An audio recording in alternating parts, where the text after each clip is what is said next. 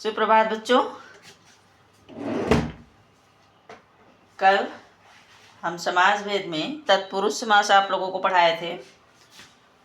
समास का सबसे पहला भेद है तत्पुरुष समास, जिसके बारे में मैंने बताया था।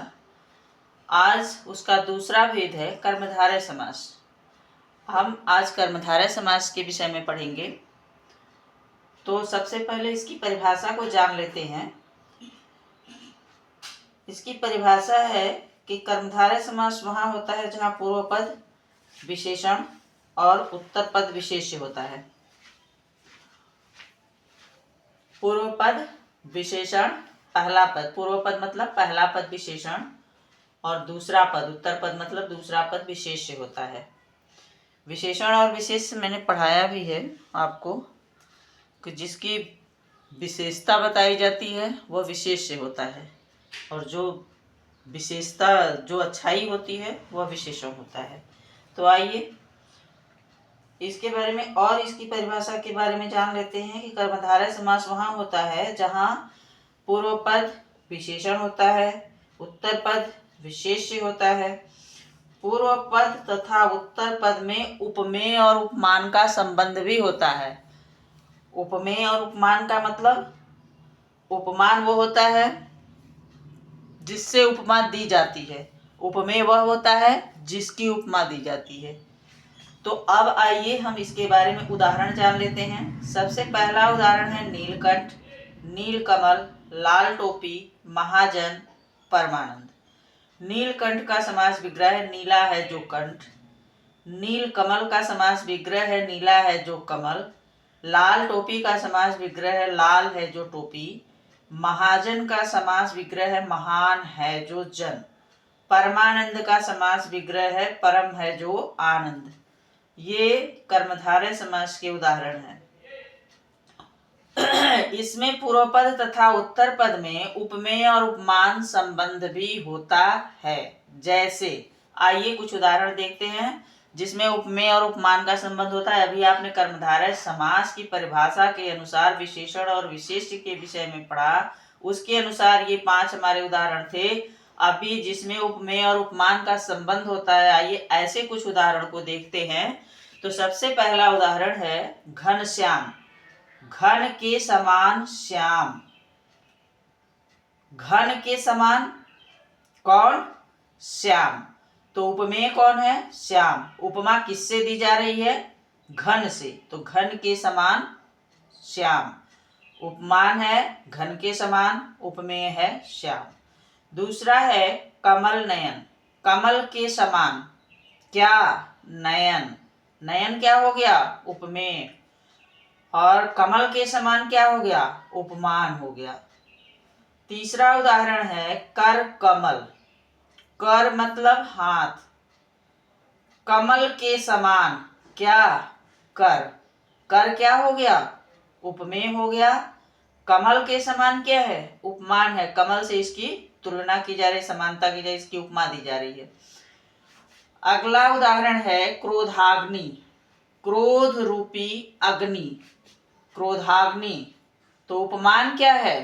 क्रोध रूपी, उपमेय क्या है? अग्नि। तो क्रोधाग्नि। अगला उदाहरण है चंद्रमुख, चंद्र के समान क्या? मुख। मुख क्या हो गया? मुख की समानता किससे की जा रही है? चंद्र से। तो समानता जिससे की जा रही है वो उपमान हो गया, और जिसकी समानता की जा रही है मुख की जा रही है तो वो उपमेय हो गया। अगला उदाहरण है नरसिंह, तो नर रूपी सिंह, नर रूपी उपमान हो गया, और सिंह का उदाहरण दिया जा रहा है किससे? सिंह की समानता किससे? नर रूपी सिंह, नरसिंह। तो ये उपमेय हो गया सिंह। ये उपमेय में उपमान का संबंध जिन शब्दों में होता है उसका उदाहरण है।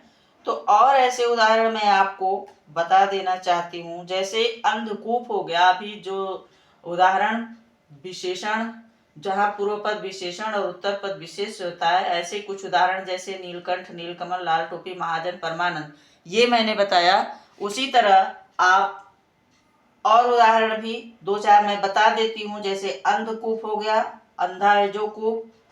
उसी तरह अंधविश्वास हो जाएगा, अंधा है जो विश्वास। उसी तरह कृष्ण सर्प यानी काला है जो सर्प, कृष्ण सर्प हो जाएगा। उसी तरह महाराजा हो जाएगा, महान है जो राजा। तो इस तरह से उदाहरण बहुत है। आपको और उदाहरण चाहिए तो और आप लिख के भेजिए कि मैम और उदाहरण मुझे चाहिए, तो मैं इसके बारे में और विस्तृत तरह से जानकारी आपको दूंगी। आगे जहाँ पे ऐसे उदाहरण थे जिसमें उपमेय और उपमान का संबंध होता है, इसे मैं कुछ और उदाहरण बता देती हूँ, इसे भी आप लोग जान लीजिए। तो यहाँ पे मैंने घनश्याम, कमल नयन, कर कमल, क्रोधाग्नि, चंद्रमुख, नरसिंह, इतने उदाहरण मैंने दिए हैं। जैसे विद्याधन, अगला उदाहरण जैसे इसका हो सकता है विद्याधन, तो क्या हो जाएगा? विद्या रूपी धन। तो विद्या रूपी उपमान हो जाएगा, धन उपमेय हो जाएगा। मुख चंद्र, मुख रूपी चंद्र, तो चंद्र हो जाएगा उपमेय और मुख रूपी हो जाएगा उपमान।